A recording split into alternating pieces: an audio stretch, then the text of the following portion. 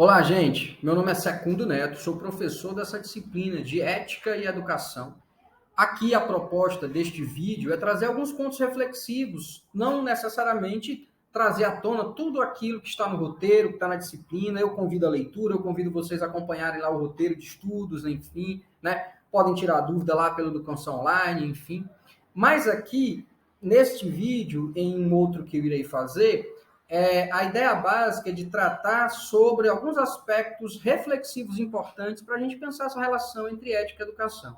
De primeiro momento, o que é ética aqui? Né? Ética aqui não é o comportamento correto, ética aqui não é o agir correto, não é ser honesto, não é ser probo, idôneo. Essa é uma perspectiva, claro, que tem relação com a discussão sobre ética, mas, acima de tudo, a perspectiva ética, se a gente pensar a partir da filosofia moral, o ramo de estudos filosóficos que estuda a ética, o comportamento humano, a felicidade humana, de maneira geral, ética é uma disciplina de estudos que está lá em Sócrates, que está em Platão, que está em Aristóteles, nesses três principais filósofos gregos, do mundo antigo grego, que trazem à tona uma perspectiva sobre a melhor forma de viver coletivamente no convívio humano e das melhores condutas ou comportamentos que nos levem à felicidade. Agora, essa felicidade, é bom que se diga, quando se trata da filosofia moral, da discussão sobre ética como uma disciplina de estudos da filosofia, trata-se de uma felicidade coletiva, não apenas egóica, egoísta, certo, de um indivíduo, mas pensar a ética como algo que serve para o social, para a coletividade em que vivemos.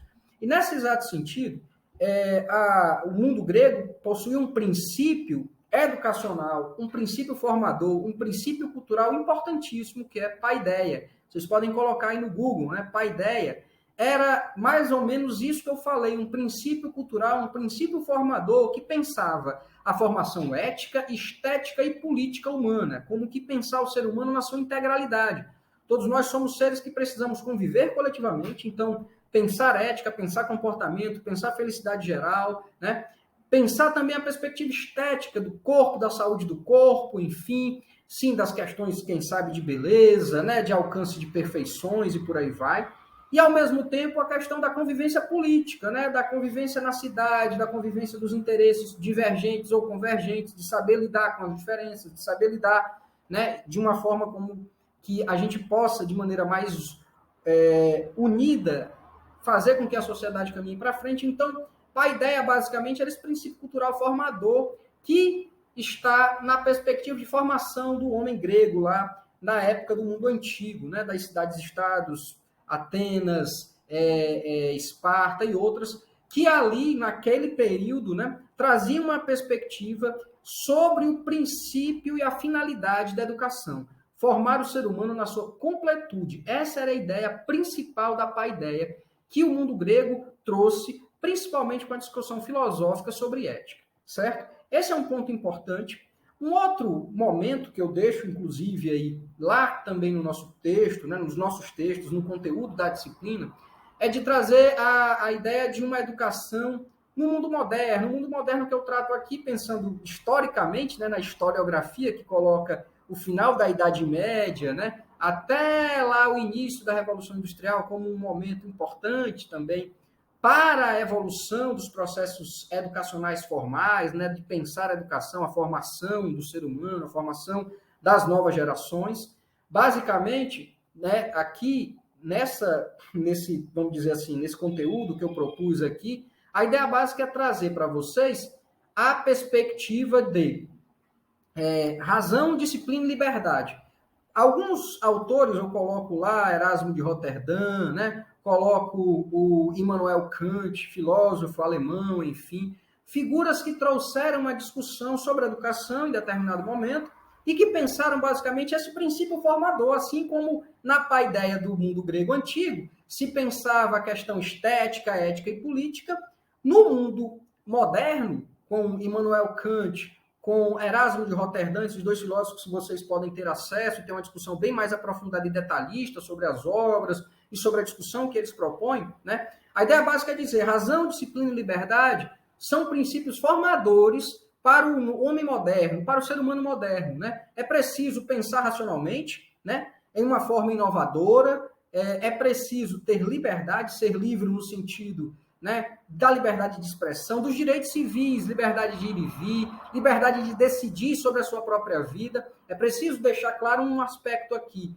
porque eu falo aqui do mundo moderno, né, eu estou dentro dessa perspectiva de liberdade e de razão, se contrapondo a uma perspectiva que a educação teve no período medieval europeu, principalmente, né, com a escolástica. Vocês podem pesquisar o que foi a escolástica, né? A escola católica ou cristã que, de alguma forma, trouxe uma formação educacional para o mundo medieval, para aqueles que poderiam participar dos processos educacionais formais, mas era um tipo de pensamento ou de princípio que era mais limitador e que não trazia necessariamente a ideia da razão, porque centrava-se na ideia da fé cristã, da fé católica e por aí vai. Daí eu faço esse pulo do mundo grego para o mundo moderno para trazer uma outra perspectiva de princípio formador da educação que traz uma certa liberdade humana, emancipação daquilo que prende o ser humano e por aí vai. Razão, disciplina e liberdade eram basicamente, se a gente pode dizer, a paideia lá do mundo moderno, né? O princípio cultural formador dos seres humanos, das novas coletividades, que ali estava sendo pensada por filósofos como Erasmo de Roterdã e Immanuel Kant, que queriam fazer com que os jovens, as novas gerações, tivessem disciplina nos seus estudos para que pudessem alcançar a razão e a liberdade de espírito, a liberdade individual, inclusive, para o bem também da coletividade e também de si, né? Basicamente, esses aspectos são importantes para que a gente possa refletir sobre ética e educação. Ética, mais uma vez, nessa perspectiva da filosofia moral, que está, né, no princípio da paideia, esse princípio formador do ser humano, e que trata sobre a finalidade da educação. Qual é a finalidade da educação? Para que serve a educação? A educação serve para formar trabalhador? A educação serve para formar empresários? A educação serve para quê? Qual a finalidade? Para a sociedade, para o desenvolvimento social, para a coletividade, né? Basicamente, tanto a paideia fala de um princípio formador do homem grego, né, daqueles sujeitos que viviam no mundo antigo, como Erasmo de Roterdã e Immanuel Kant, na perspectiva que traçam nas suas leituras, nas suas obras, trazem a ideia da razão, da disciplina e da liberdade como princípios formadores dos novos seres humanos que se pretendia, com a filosofia moderna, principalmente nesses dois autores, trazer como uma herança para a sociedade que se pensava, uma sociedade vindoura do futuro, que tivesse esses princípios formadores como norte, né, como guia para as novas gerações e para o mundo novo, que se avizinhava, né, com a ciência, com a modernidade e por aí vai. Eu vou ficando por aqui nesse vídeo, depois eu volto em outro vídeo para falar ainda sobre alguns aspectos importantes dessa disciplina, ou então dessa discussão sobre ética e educação. Um abraço, gente, e até a próxima.